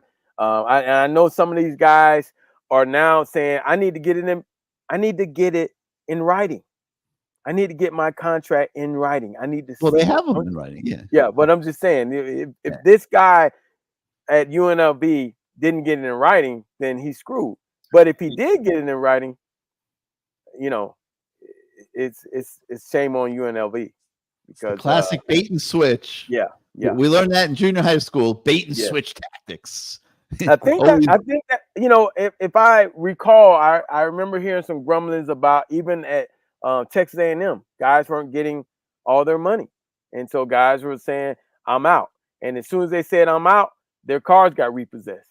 So the school wants to be in control, the kid wants to be in control. It's a different time, man. I wouldn't be trying that noise with Mario Cristobal. I'll tell you that. No, that will not work. And Boyo continues by saying that Cam Ward said something interesting in an interview, that he did not see the NIL deal as very, very important, and certainly not setting him up for life. That's what the NFL is for. And you know, listen, he's making $2 million this year, I believe. I think that's the number. Like, I guess that's not setting you up for life, but that sets you up for a lot. Yeah, that's a great start, my brother. Yeah, I need to hang out with him a little bit more. I know what IC's thinking right now. He said, "I wish CaneSport could afford to pay me $2 million." I'd be a Mark Barrier, whatever that shoot was called, every single other day, man. Like a hurricane. But like, look at like how much money the Dolphins just gave Tua $50 million a year, like knowing that he has concussion problems and he's cuckoo for Cocoa Puff now. I mean, they just throw money away in that league like there's no tomorrow. So yeah, I mean, I guess it's true. I guess it's, you know, not the end all to be all when you're in college and getting NIL, but you see what about Callie Kane said, LT, what are your keys? Do you believe we will be a driving force for this team to go 12-0? Depth. I've said it all, depth, because it's a long season, and the fact that you have guys in certain positions that can come in, give you a different change of pace. And the thing is, it's not a drop-off. See, that's the beautiful part. We got all those tight ends, but I can't tell them apart except when they catch the ball. You know, like the numbers. Yeah. All of them are getting open. They're running. They're getting hit low, and you know. Then the running backs, hell, you don't know. You know, until they get in there, there's no fall off. It's not a fall. The receivers, there's no fall off right now. I think the most important thing that for our drive to 12-0, if that's what it is, how healthy that offensive line stays and how they play, because that is the key to keeping Cam upright and keeping our offense doing what it needs to do. That's my. There's been some attention on those guys because listen, let's be honest, they have not played to the expectation. I mean, the running game early in games in the first half of games has not been what Mario is looking for, and it's drawn a lot of eyeballs to it in the fan base. But now you got Jalen Rivers coming back. He should be back this week, and I think that's going to help them a lot, LT. I mean, these guys haven't played a lot of football together. I mean, I'm not making an excuse for them, but chemistry on the O-line is a big deal. And, you brought in a new center. You lost Matt Lee, who was a very good center. You lost Javion Cohen. You're trying to work Matt McCoy in, and, Carpenter coming in at center. And Rivers has been out. And, these guys have not played a lot of football together. And at the O-line position, that's a big deal. That's a very big deal. And, it's one of those things where in the O-line, they got to be able to trust the guy beside them, So I think they're getting better. And I'm hoping this game is a game where they truly gel together and we get that running game going, because it's going to be important. If we can get the running game going this game, it puts pressure on the next team to spend most of their time saying, we got to stop the run. And when you stop the run, now we got to stop the pass, and then we got to stop the quarterback. We got to stop the tight ends. I mean, it goes back to what you said. It's layers to this, even this offense, but it starts with that O-line, man.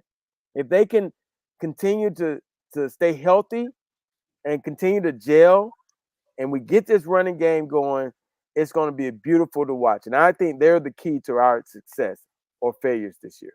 That's just my opinion. Boyo says he thinks that they're saving the running game, saving the running backs, and that the passing game has also been vanilla. Have you seen what they've been doing as vanilla, Lamar?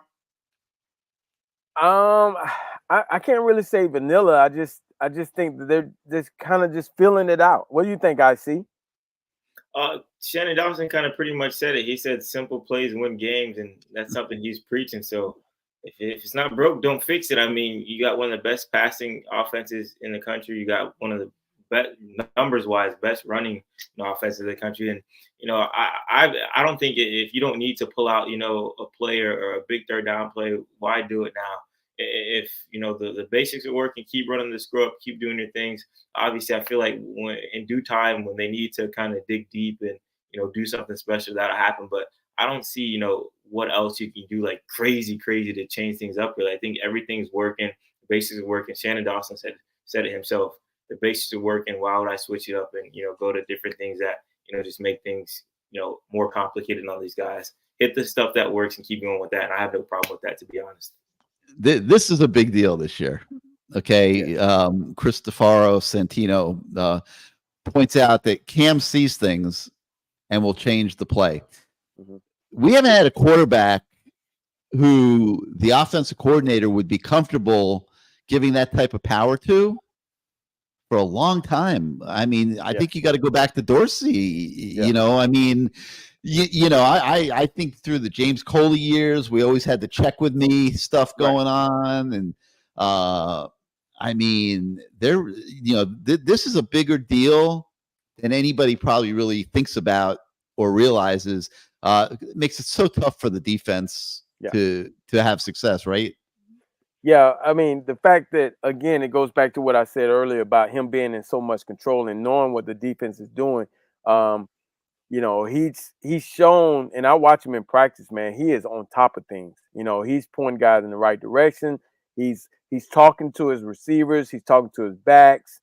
I mean, he is in full control of this offense. And again, for offensive coordinator to have that, it has to be I'm sure he can sleep at night very well knowing that Cam is his quarterback and Emery's his backup. I mean, because as a coordinator and as a coach, you want, when you push them out there on that field, you're whatever you taught them, you want them to be able to excel and to do what you taught them, right?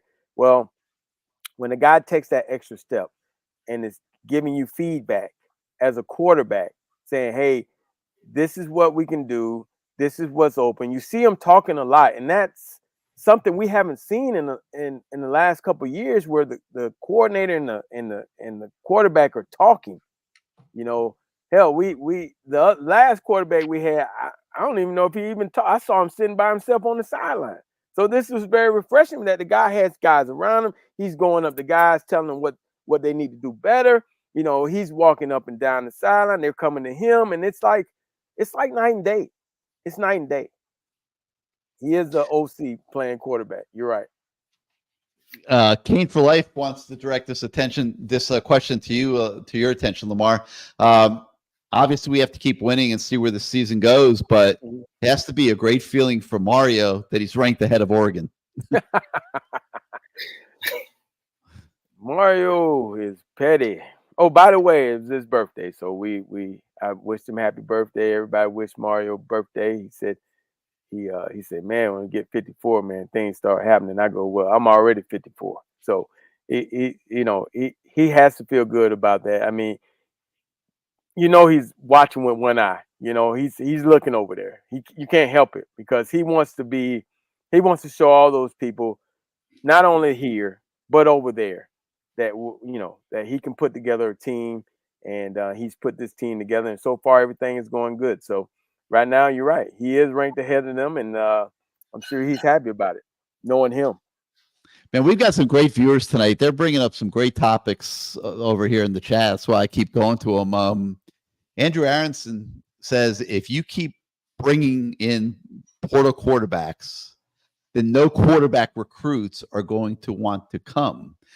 I see you talk to these kids all the time, every day, these high school kids, and this question is directed about quarterbacks, but Miami loaded up at a lot of positions in the portal this year, and it's going to be hard to walk away from that, I think. I mean, if you're Mario and you've pulled Simeon Barrow and Tyler Barron out of the portal this year, and Elijah Alston from West Virginia, and you've improved your team enormously through the portal, How are you supposed to ignore the portal the next cycle? Like you're not going to.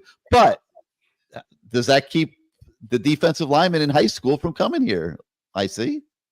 I think with this question specifically with the quarterbacks, I think that's kind of I don't know. It's with quarterbacks, that recruiting process I think is very, very different from any other position because you see quarterbacks coming off the board a year before. So we're in the 2025 class right now. Everybody already has their quarterback in the 2026 class. So quarterback recruiting is always a year before, and that whole process to me is just like always accelerated 10x compared to everything else. So what I think right now with the Miami situation, because this when he commented this, I was like, okay, this is what I want to talk about. I don't think they take a quarterback in the transfer portal because just how high Shannon Dawson is on Luke Nickel. I think they go on with Emory next year and Luke Nickel sits and waits. Granted, I think that has to do with Shannon Dawson is still here in the next 2 years as well. Because one thing with quarterbacks, they will follow their coordinators wherever they go across country. And Lucas said that. No, he hasn't said that, but that's his thing. He says, hey, Shannon's my guy. Whatever he is doing, I'm doing. His offense coordinator Milton says they're the perfect match, things like that. So me personally, I do think this is true. I feel like if you're continuing to bring in portal guys over the guys you sold this dream, hey, this is going to be your team in 2 years. Hey, you're going to be our guy. And then, right when a shinier diamond comes around, you're like, actually, forget about you. We're going to bring him in. I get that you have to upgrade positions, but I feel like quarterback is such a delicate position where you can't really do that. I feel like with D-line, there's a lot of movement. There's guys coming in and out each play. Quarterback, this is your team. This is, your guy. So I think with quarterback, that's very no-no in my opinion. Every other position, free game, man. If you see a Ferrari and you're driving a Mustang, I'm hopping out that Mustang, hopping in that Ferrari. But quarterback, I think you kind of have to stick with your guys and, not bring in a new quarterback every year. Instead, build off that high school recruit unless you have a situation like Miami wasn't in this past year. Former quarterback Don, you need a guy to come make a big impact. Then you bring in a big quarterback like Cam Ward. But I feel like after this year, Miami should stick to their recruiting guns at that quarterback position. Just go from the high school ranks and build up from there. I can tell you this. Schools like Oregon, you brought up Oregon. The reason why Mario is keeping an eye on them, that they're still going after our players. They're trying. Dan Lennon is, he's they're and those guys are offering X amount of dollars. If you say the kid's going to get 800, they've already taken up to 900. They're trying to, this recruiting stuff is not going to end, until somebody the kid says, this is where I want to go.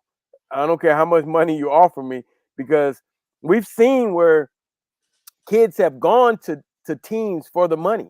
You take the defensive end or defensive player that played at Pace a couple years ago. He went to Texas A&M, and that wasn't even his style of defense. Yeah, but he got paid. Yeah. So, he wasn't going to be successful, but he took the money. So this is going to be some crazy stuff.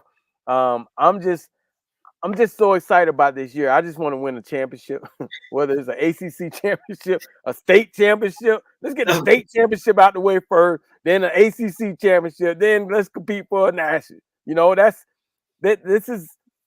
I'm just so happy we're back to being relevant. That for Miami to be back on top or close to the top, I think it makes college football better. I don't know. I can't say we're one of the blue bloods, but we're one of the teams that, people either love or hate us. You know what I mean? So they're going to watch regardless. They want to watch us fail or they want to watch us succeed. So we're not the Michigans, we're not the blue, but we're not the Georgias, we're not those teams, but we're still a team that people want to watch and they want to inquire about what's going on with us. Well, we keep talking about all this money stuff. We haven't even gotten to this yet. The money to pay key coaches, they're already pretty well paid. Yeah. I will say that. But Shannon Dawson, if he, keeps this offense on this trajectory this year, Lamar, I mean, he might get into the conversation for some, low level head coaching jobs, Division I. I mean, why? Yeah, I mean, he could. And both coordinators. I mean, even JT. What if Akron says, "Hey, we need you. You went to school here. We want you as our head coach." How does he? I know it's Akron, but still. But I would like to think he wouldn't do that to himself and his family. I think he's too smart for that. I mean, you just never know, man. These guys are, if you continue to win and you continue to play well and you continue to have good showings, then it makes everybody more attractive to other teams, other programs. So I mean, that's part of being a top quality program. When Alabama was going through their run, they lost coordinators all the time, correct? And they just reloaded. They just kept reloading. And the guy would come there, the next guy would come, and he'd get a head coaching job. Then another guy would come, he'd get a head coaching job. I think that's what you want. You want your coaching tree. The guy come in and we go on because we're winning. That's unfortunately that's part of the game, but it also sets Mario up to have good seasons too. There's this guy in the chat, Laws, man. I don't know what I ever did to this guy. He's like taking shots at me every 2 minutes here. Like what is he? Gary didn't like Williams. Which Williams? James Williams? No, I thought James Williams should have been a linebacker. Does that mean I didn't like him? Emory Williams? I just said I love Emory Williams. I don't know which Williams. Well, when you talk about James Williams, obviously you're right. He should have been a linebacker. Even the coach said it. He said, I talked to him. He said, "Hey, we should have moved the kid to linebacker." I mean, it is what it is. And now, where is he playing now? Is he at linebacker now? 100%. He ain't at safety. Exactly. And then he also hates when I start talking about money. Money, Izubee, tell him, please. Money is what it's all about in today's world. It's all about the Benjamins out there in college football. Yeah, we see it, man. If you don't got that cheddar, you're not playing any big time football right now. I mean, UNLV situation, Bear Bryant situation, and everyone's so open about it too. You talk to recruits, first thing they mention, hey, I'm big on NIL. That's you're throwing six figures in front of kids that probably haven't seen that in their life or in their whole entire family. So that's the world of college football we live in now. Some kids are probably making more than their coaches right now. So it's very interesting world that we live in. So that money thing is not going to go anywhere anytime soon. I mean, I saw one of our viewers say that we should cherry pick all of Florida's and Florida State guys. I don't know if I want those guys. I don't know. I don't know if I want. I mean, I really don't know if I want those guys. I think unless they're showing something really good. I mean, that Wilson kid was pretty good, but do I want him in this program? I don't know. I don't know. It's just I don't know if anybody's on Florida State roster that I really they were supposed to have that D line that was supposed to be really good. Not so far. So it's interesting to see some of the questions as far as who would you like to add. I think they have their own formula, and I don't know if it involves a lot of Florida and Florida State guys. I really don't. Now you might be able to take a guy from a team you play. You see something in him. If he does really well, we've seen it happen all the time. You play a lesser team, and there's a guy that's a shining star. You keep in contact with him. I guess that's what they do, and all of a sudden he shows up at your program the next year. I've seen it happen many times.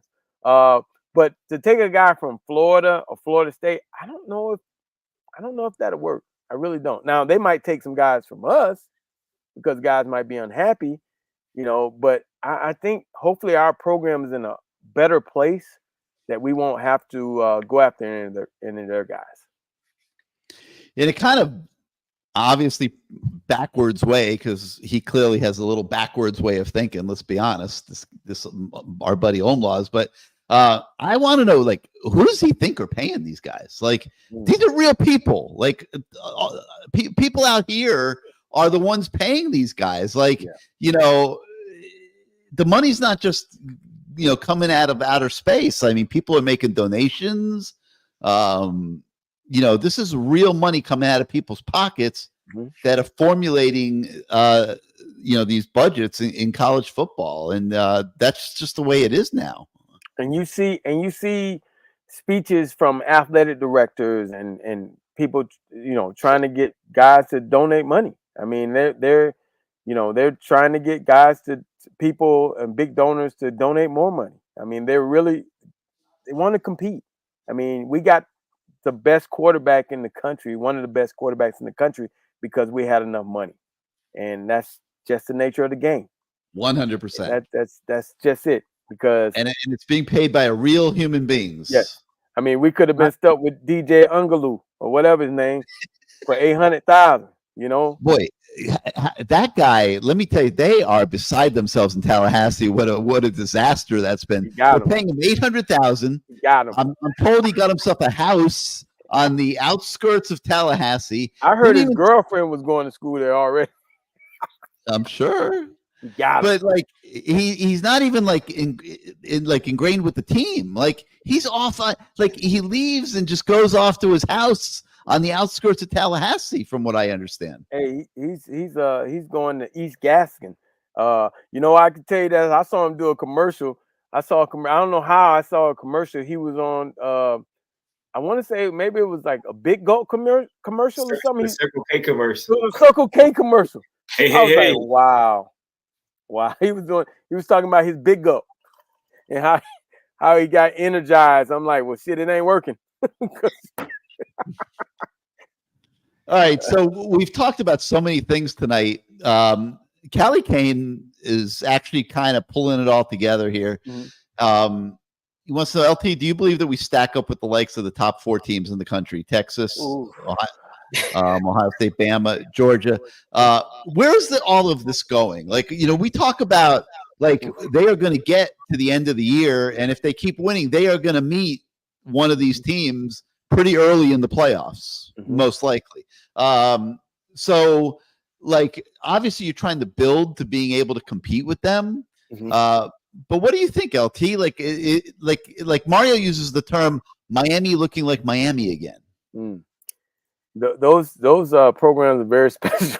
That's the big boys, and you know, as you continue to build on this schedule that we have, I think towards it, you know, you continue to win some games. You go out here, you do what you want to do against Virginia Tech. You establish the run, right?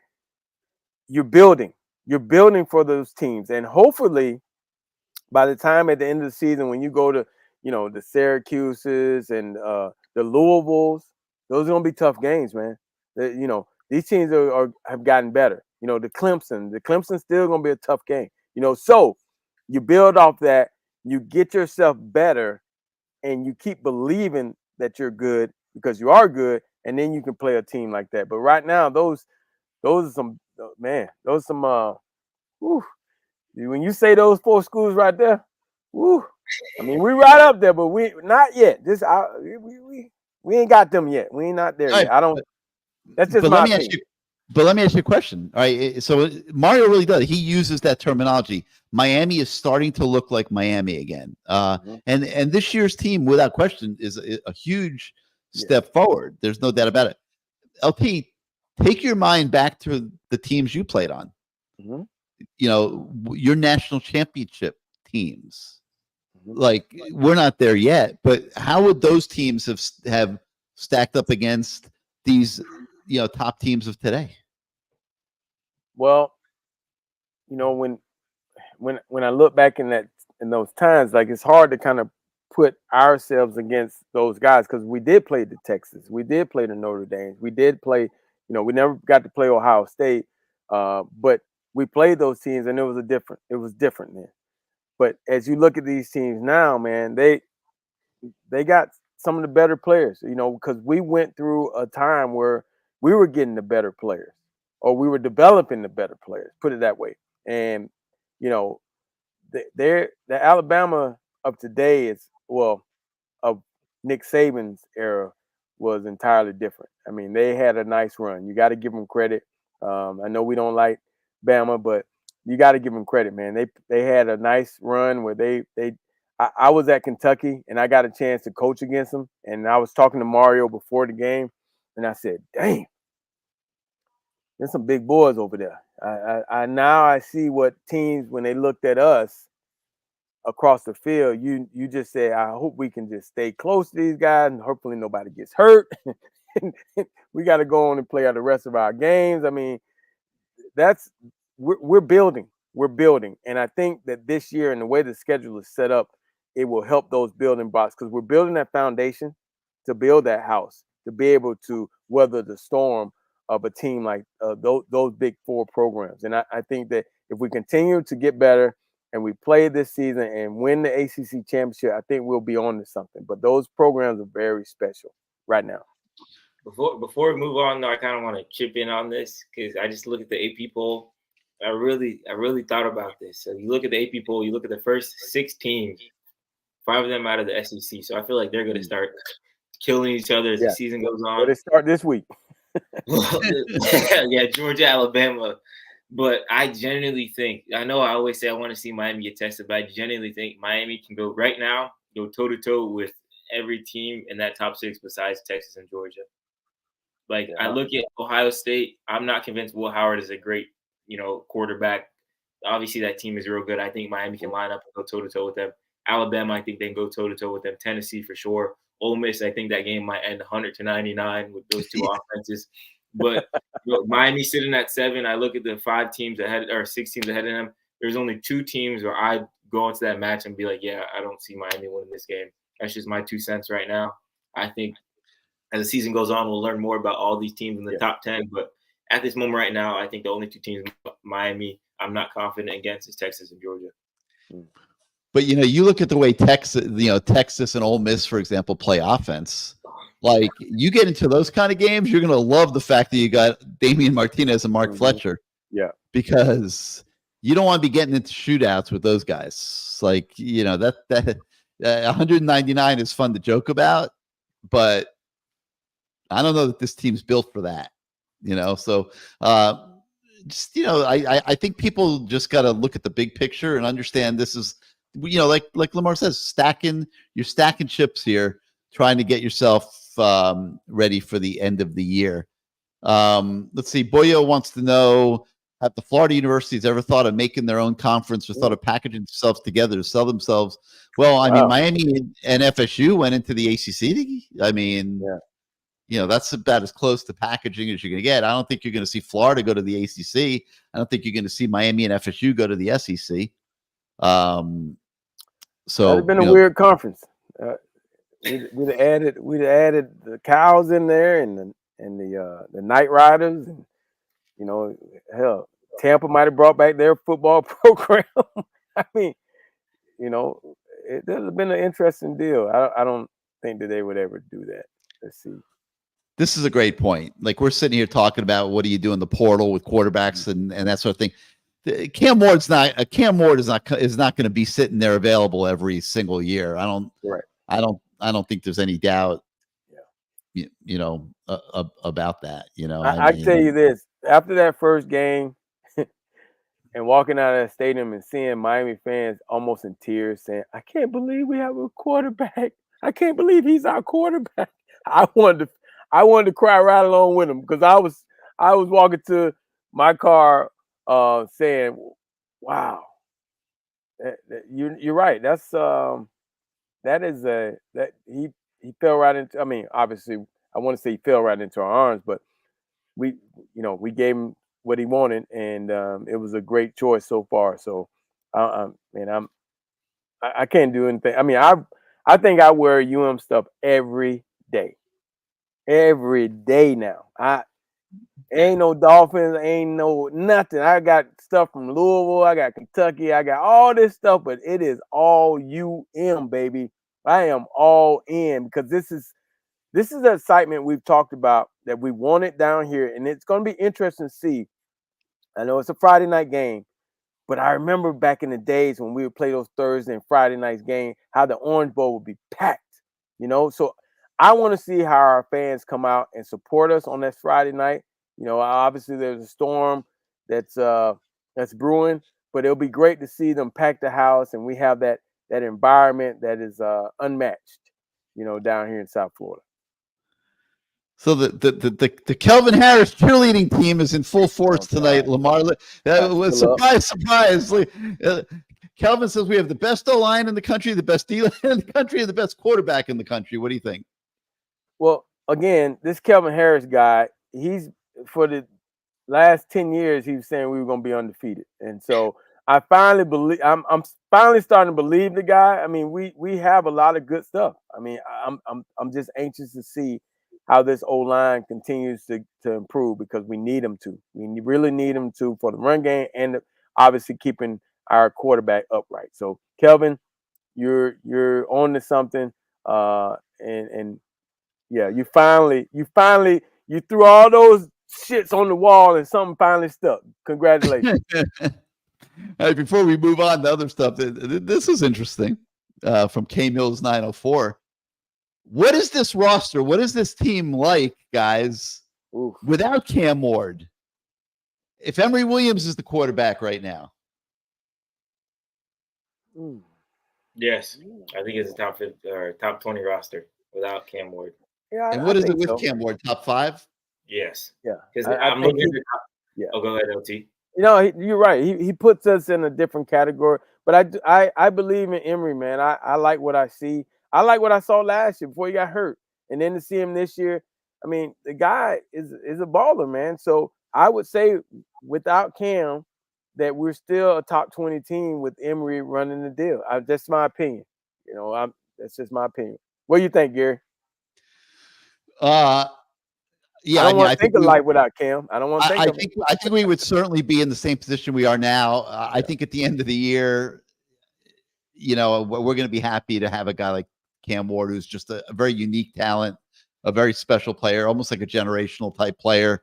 And, I think that will give this team a chance against pretty much anybody they play. And,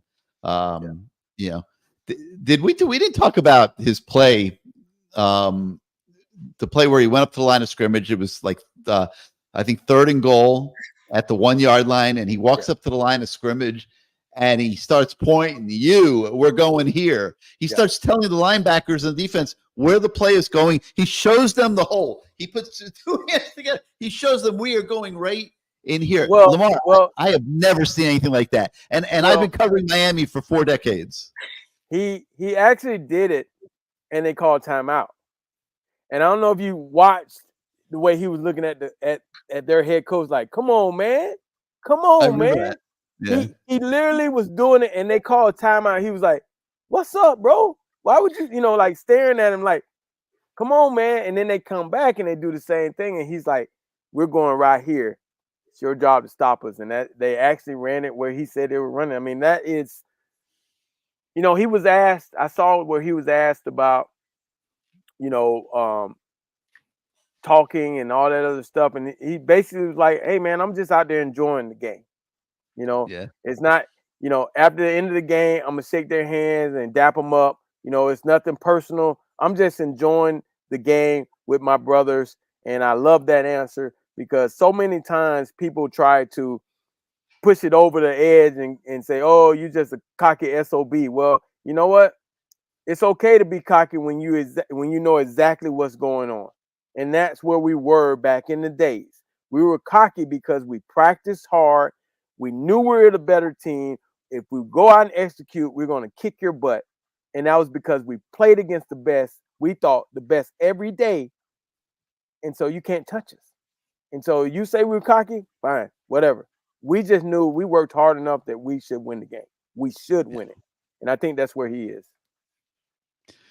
All right, so Virginia Tech in the house on Friday night. I see, before we let you go here, what parting thoughts on what we have in store for us on Friday night? Parting thoughts. I'm going to double back to what LT said. If I'm a betting man, which I'm not, only sometimes on the weekends when college football is being played, I'm going on Hard Rock. I'm looking at the spreads. I see whatever Miami's at right now. I'm clicking the spread and I'm hammering it. I think I might be moving it down because Vegas is always playing tricks on you. So I'll move it down to like 18, 17. But I think Miami covers. I think this game is going to be another game where Miami continues to prove, listen, we're not like people say, hey, Miami's not playing anybody. Whoa. Well, Miami's beating the crap out of everybody they play. I think they do that again against Virginia Tech. I think Virginia Tech is a good team. I just don't think right now, I don't want to sound arrogant or cocky, but I think Miami's, on a different level, playing on a different level than the Hokies right now. You got Cam Ward, who's, the guy right now in college football. You got this defense firing on all cylinders. You got this O-line happy. You got the wide receivers, doing everything they want to do. So I'm excited. I watched the press conference with the Virginia Tech players and coaches, and they looked like they were like, "Oh, it's about to be a long Friday night." But we'll see what happens. You know, football games have to be played. They're not played on paper. You have to line it up. You don't know how this weather's going to be. It might be a slot fest. You have to run the ball the whole entire time. That's one thing I'm thinking about a little bit. If it gets a little slippery, I don't know how Cam Warriors will look in the rain, but take the points. Don't blame me if it doesn't hit. Don't reflect me. That's my part of the words. I'm going to say Miami 42, Virginia Tech 20. That's my part in the words right there, guys. All right. I taped the You Bet CaneSport show today with Lee Sterling, Lamar. He's from Paramount Sports. He's our resident handicapper. He says, draw the line at 21. He says, don't go, because I said, Lee, the line's going from 19 and a half to 20. He says, don't go past 21. But he expects Miami to do the same. All right, I see. Well, another great week. Let you go get some rest. The Rock, I see. Yes, sir. All right, LT. So let's do a little word association. All righty. Like we do every week, and bring this home. Let me start with Sam Brown. Sam Brown had a great play, 70-some yard reception. It was great to see him make that play. I think it has done the world for his confidence. Just being around him today, he was very upbeat. You know, he's a quiet guy. He's a very quiet guy, but I think that helped him know that he was part of this thing, and that was a big play. And he played well. Obviously they're all playing well at right now. He made some big catches. They all did. So it's going to be a great deal that they all stay healthy and they all contribute. And if we can continue that, it was like, again, when I look at Sam Brown, I think back to when it was myself, Kevin Williams, Horace Copeland, Darrell Spencer, and then you had Chris T. Jones, A.C. Tellinson, Jonathan Harris. I mean, these guys, they wanted playing time. So, it's a good thing. Competition is a good thing because it makes your position better. So I think that's going to do that. That catch might have done a world for his confidence, but we'll see on Saturday. We'll see on Friday. I hope it does because it only makes that group stronger if he's. And his presence has made Horton better. Yes. No doubt about it. All right, let's give defense some equal time here. How about OJ Frederique? We haven't said his name tonight. Well, it's been a big I didn't even realize this, but both of those guys, Lyle and Frederique, were at St. Thomas. Mm-hmm. I didn't even realize that. I mean, two freshmen that's getting the opportunity to do some things, and they're standing up. They're doing a great job. I mean, playing well. This is going to be a good game, a test for Frederique. They do throw the ball, and they can throw the ball. They've just been very. He might even get a pick this game. I'm marking it down. He's going to get a pick this game because the quarterback can be erratic at times. He's inconsistent. So there might be because he's done a good job. I mean, coming up, making tackles, in pass coverage. So he's done a great job. I mean, kudos and shout out to St. Thomas. Yes, sure they don't need it, but the fact that those two kids are contributing this year, it says a hell of a lot. I mean, we got some great programs. Chaminade, Central, Northwestern. We got a lot of great programs around here. If I missed out any, I'm sorry. But we got a lot of American Heritage. You got a lot of great players that are going to get their chance at the University of Miami. And it's a beautiful thing because, again, for a long time, we were losing those players. They were going elsewhere. So it's awesome to see the hometown kids, the South Florida guys, whether they're from Palm Beach on down or even a little higher, the state of Florida, staying in state and helping contribute to what Mario has on board for this University of Miami program. Losing almost all of them. I mean, Miami was not recruiting well at Heritage or St. Thomas for many, many years. I mean, it was pretty ugly. But you're right. It is a statement on how well that those programs are put together. But the thing that's blowing my mind is you're talking about a true freshman who didn't even come to school until the middle of the summer. Mm-hmm. He was a late arrival. who has started from pretty much the first day of his freshman year at cornerback and is sitting out there on an island, and you wouldn't even know he's out there. Like, he's not, like, people aren't doing anything against him. Yeah. It's amazing. It's one of the most amazing stories of this season that nobody's really talking about yet, because we're talking about so much other stuff. I mean, they'll talk about when he gets a pick. I think he's gonna get a pick. I'm calling it. He's gonna get a pick.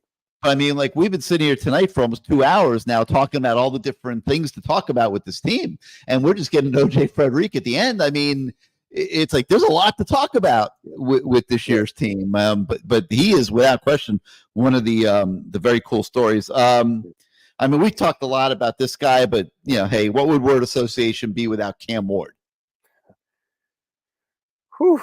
I mean, just to watch him in practice is, it's amazing too, because he's really in tune to the players around him. He's in tune to his coaches.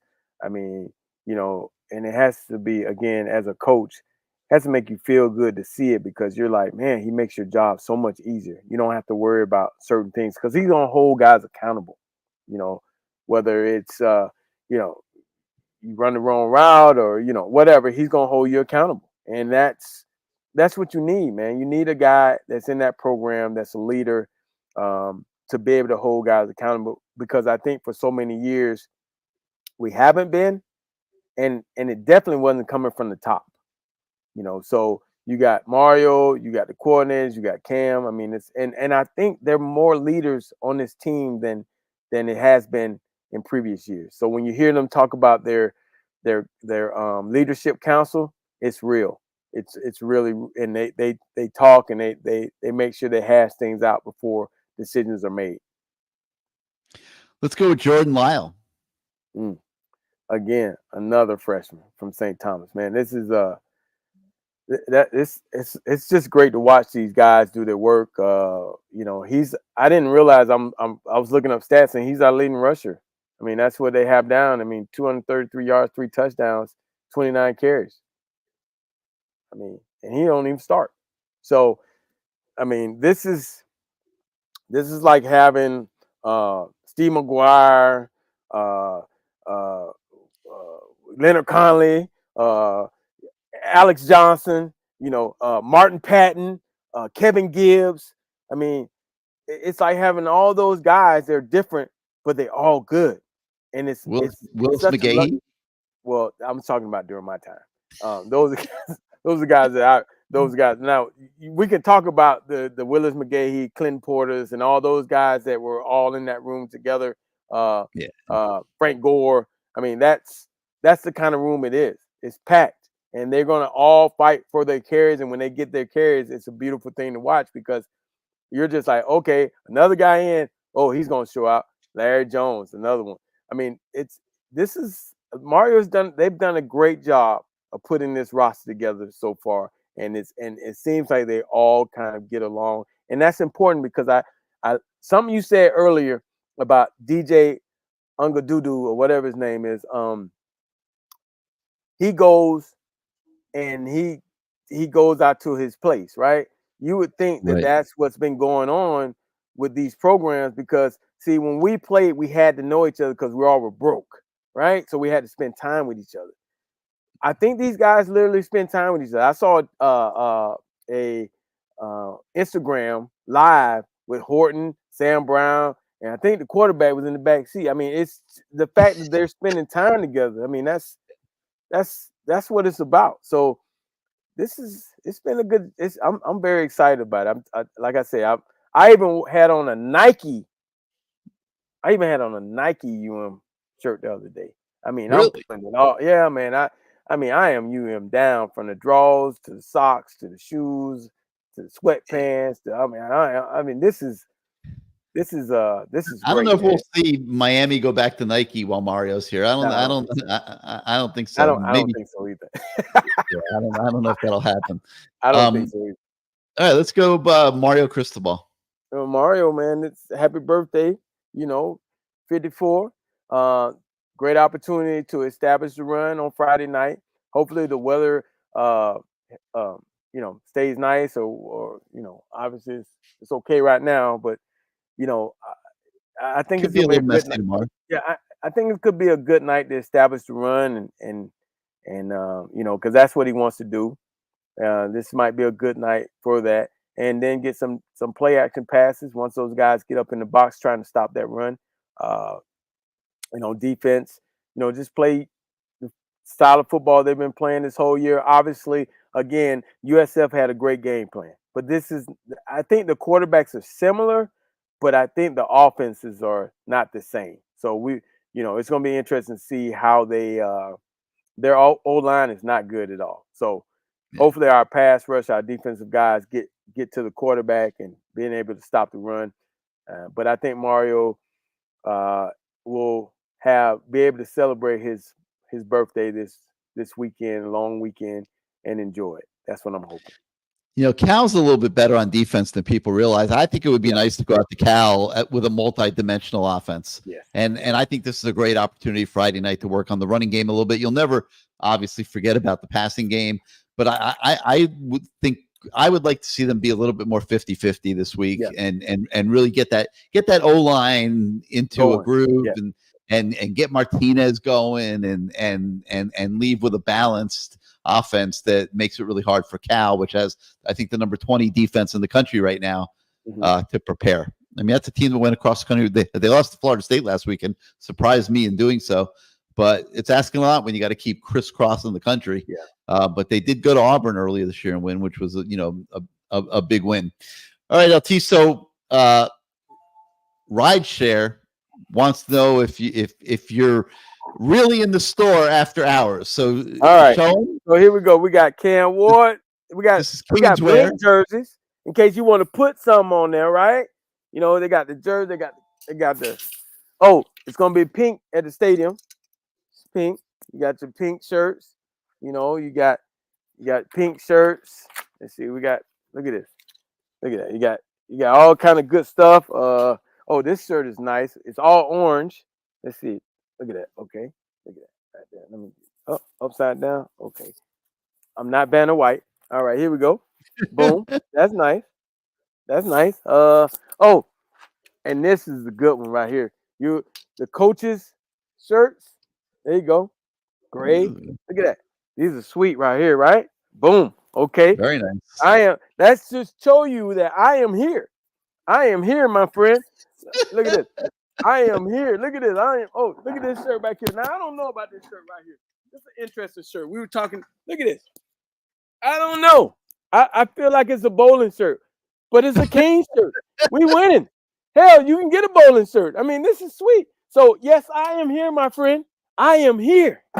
No green screen here. Now, you can't do that. Gary can't do that, but I can. Yeah, I can. I mean, I can reach. I got my props here and stuff, but yes, I am absolutely on a green screen and got my cup. There we go. No green screen here. I am really here after hours. But he is live in person. Caneswear is at 2655 South University Drive in Davie. Make sure you guys go check them out. Friday afternoon would be a great time. On your way to the game, get yourself some of the latest and greatest Canes gear, load up on your tailgate stuff, go to La Spada and get yourself some subs since they feed Lamar so well on Wednesday nights. And you won't be sorry. As you can see, they got a little bit of something for everybody at Caneswear. All right, we got to thank all of our viewers tonight. Great comments and questions in the chat. We tried to use as many of them as we could. So great job by you guys watching. Tell some friends. Tell some friends. Tell some friends. Tell some friends. Yeah.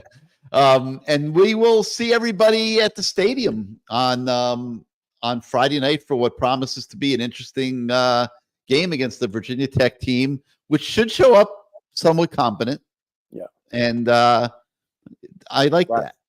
Friday nights, man. Friday nights. We got to bear down, and I'm going down there. I went down there today, and those guys were they were good spirits, and they were still locked in. So that's a good thing. So. All right. So for Izubee Charles and Lamar Thomas, I'm Gary. We thank you so much for watching. us again this week, and we'll see you guys next week. Have a good night, Canes. everybody. Go Canes.